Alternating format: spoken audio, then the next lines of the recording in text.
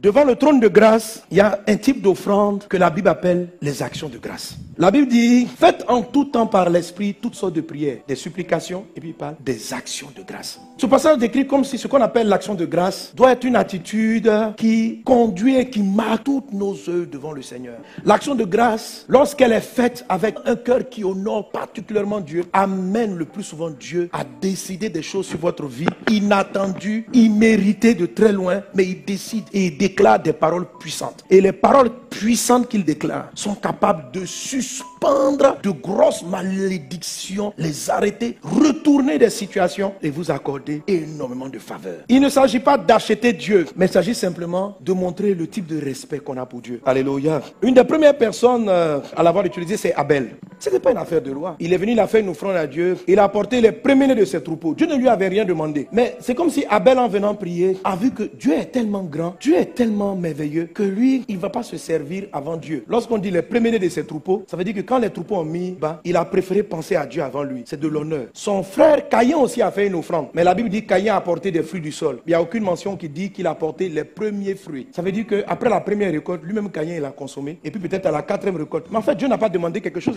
Il n'attend pas ça. Il n'a pas besoin de tes offrandes pour te dire qu'il t'aime. Mais sans contrainte, Abel s'est levé et dit non, moi je ne peux pas manger, je ne peux pas m'habiller si mon Dieu n'a pas mangé. Non, non, non. Et il lui a donné les meilleurs morceaux. Vous savez, ce n'est pas quelque chose d'étrange. Tu peux ne rien demander à ton enfant ou à quelqu'un que tu aimes. Mais si il fait un sacrifice et il vient t'offrir quelque chose, honnêtement, ça touche.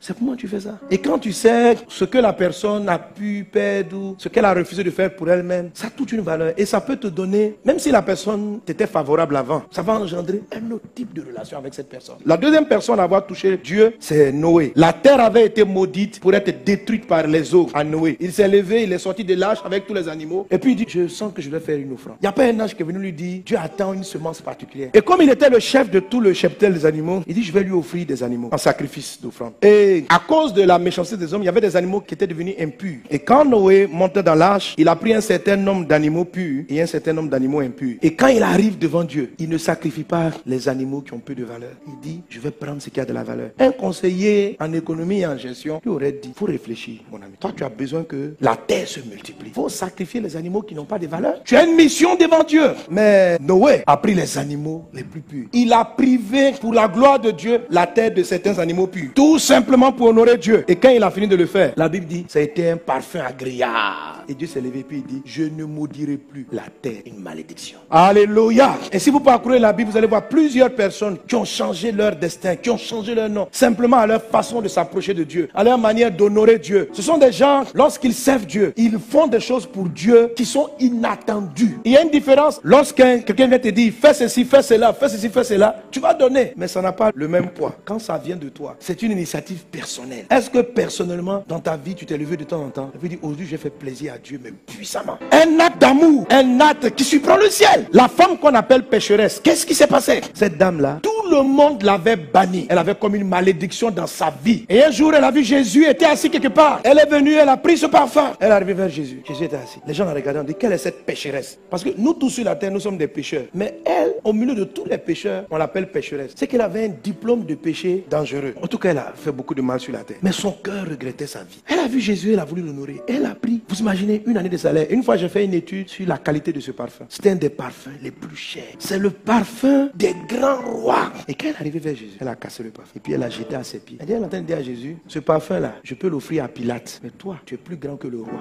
Donc, tout ce que je peux faire à ce parfum, c'est de jeter ça sous tes pieds. Ceux qui ne comprennent pas ce qu'on appelle la grâce, les Judas, les autres, ils ont été choqués. C'est quoi ça?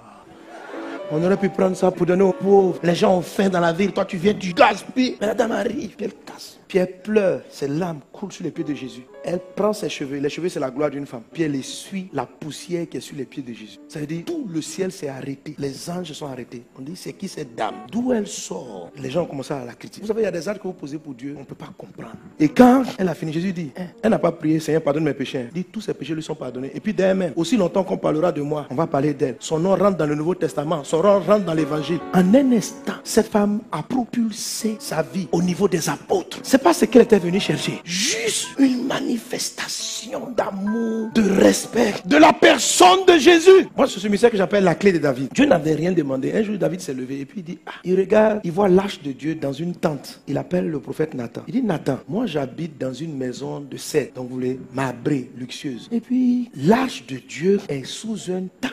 Non, je ne peux pas laisser ça. Je veux construire une maison pour sa gloire. Et Nathan le regarde et lui dit, ok, c'est une bonne idée. Si tu veux le faire, fais-le. Et quand Nathan va prier, il dit, David, Dieu dit depuis longtemps qu'il est sous la tente. Est-ce qu'il a dit à quelqu'un que ça les fatiguait? Que Dieu t'a tout donné. Il t'a donné la royauté. Il dit, moi Dieu, je t'ai délivré de tes ennemis. Je t'ai rien demandé. Je ne me suis pas plaint de la tente parce que déjà vous m'honorez, vous êtes bien. Malgré que tu vis bien, tu es déjà quelqu'un d'heureux. Tu es en train de réfléchir à comment me mettre plus à l'aise. C'est vrai que je ne vis pas dans ces choses. Je suis au ciel. Mais cette pensée d'honneur, il dit, voilà David, bon. Tu sais, c'est pas toi qui vas construire, je vais laisser ton fils le faire. Mais je déclare ceci. Il dit à partir de maintenant, il y aura toujours sur le trône un de tes enfants. Vous comprenez? David venait de suspendre la mort subite des enfants, le fait qu'un de ses enfants n'hérite pas de ses biens. David n'a pas fait pour ça. Il a fait juste par amour. Et il a ouvert une bénédiction. Il a neutralisé les malédictions de mort, les malédictions d'échec par une attitude d'honneur vis-à-vis de Dieu. Vous savez, ce n'est pas des choses qu'on va venir vous dire par prophétie. Lève-toi, qui va venir s'aimer. Tu viens, tu donnes 7 millions. Et puis tu es content.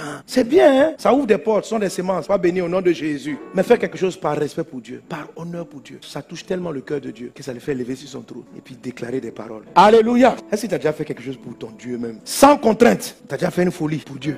C'est un grand secret que je vous montre. C'est un secret qui est libre d'action entre Dieu et toi. Dans la façon dont tu le vois. Et ça va se voir même dans les petites choses. Ce n'est pas une affaire de grosse offrande toujours. Mais c'est dans les petits gestes qu'on voit si quelqu'un t'honore ou il ne t'honore pas. L'honneur. Alléluia. C'est la culture qui nous anime. Quand on va, on nous demande mais pourquoi? Parce que les choses sont bien faites. Je dis, les chaises, la déco, la clim, c'est même pas à cause de toi. Je me dis, si je sais apprécier ce qui est beau, pourquoi quand je vais faire quelque chose pour Dieu, je vais faire du passable? En fait, c'est comme ça que je conçois quoi. Même la maison où tu pries, ta maison où tu habites, tiens-la en honneur. Tu vois, Dieu n'est pas dans la matière, mais aie tes petits réflexes, tu vois. Il y a des gens par exemple, c'est comme ça en fait, leur pensée est venue. Se dit, mais quand je vais dans tel événement, je m'habille de telle ou telle façon. Pour venir dans la maison de Dieu, je vais donner ce que j'ai de meilleur. Il y a des frères, vous allez arriver à l'église là, ils sont sapés, c'est pas à cause de vous, mais c'est leur offrande. Toi, tu peux le regarder, tu vas dire, lui il est venu se faire voir, il n'est pas venu se faire voir. Parce qu'en fait, il s'est dit, chaque fois que je me lève, je vais au bureau, je m'habille bien. Si on me dit que je vais aller rencontrer le chef d'État, je m'habille bien. Maintenant, je vais dans la maison de Dieu. Pourquoi tu veux que je me néglige? Pour mon Dieu. Et puis, il prend les meilleurs habits et puis il arrive. C'est sa foi. L'habit que Dieu regarde, c'est le cœur. C'est pas peut-être l'apparence. Il y a un autre. Sa foi va aller sur le fait de bon. Dieu ne regarde pas les habits, mais son cœur, préparer son cœur. Vous voyez, c'est des choses très personnelles. C'est entre vous et Dieu. Et Dieu seul est capable d'apprécier la valeur de tel type d'offrande. Ce n'est pas le pasteur. Jésus est-elle derrière le panier de l'offrande? Il dit la femme qui a mis 2 petites pièces, c'est elle qui a fait la meilleure offrande.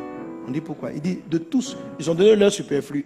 Elle a tout sacrifié. Quel honneur! Pour moi, elle s'est privée d'un repas.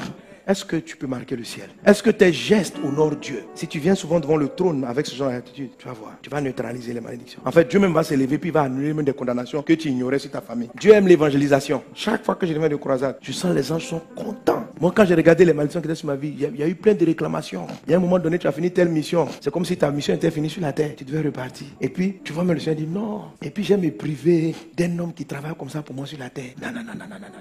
Il ne va pas partir. J'ai besoin de lui encore. Que Dieu te bénisse abondamment. Que le Seigneur te bénisse. Tu vas te